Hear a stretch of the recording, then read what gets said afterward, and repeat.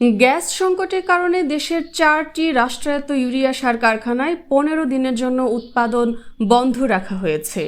Bangladesh chemical industries কর্পোরেশনের অধীনে 5টি কারখানার মধ্যে বর্তমানে শুধু শাহজালাল ফার্টিলাইজার কোম্পানি লিমিটেড চালু আছে।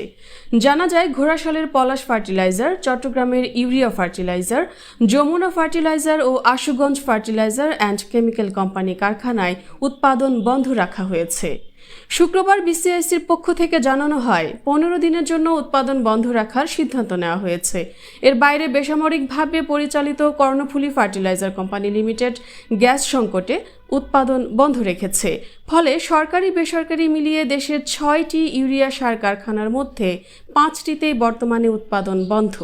বিসিআইসির 5টি ইউরিয়া কারখানা পূর্ণ সক্ষমতায় চালাতে প্রতিদিন প্রায় 197 মিলিয়ন ঘনফুট গ্যাস প্রয়োজন হয়। এদিকে ইরান যুদ্ধের প্রভাবে জ্বালানি সরবরাহ নিয়ে অনিশ্চয়তা তৈরি হওয়ায় জ্বালানি সাশ্রয়ের নির্দেশনা জারি করেছে বিদ্যুৎ, জ্বালানি ও খনিজ সম্পদ মন্ত্রণালয়ের জ্বালানি ও খনিজ সম্পদ বিভাগ। এর আগে বৃহস্পতিবার জারি করা নির্দেশনায় প্রাকৃতিক গ্যাসের ব্যবহার কমানো, গ্যাস চালিত যন্ত্রপাতির অপ্রয়োজনীয় ব্যবহার পরিহার এবং পাইপলাইনে লিক রোধের উপর গুরুত্ব দেওয়া হয়েছে।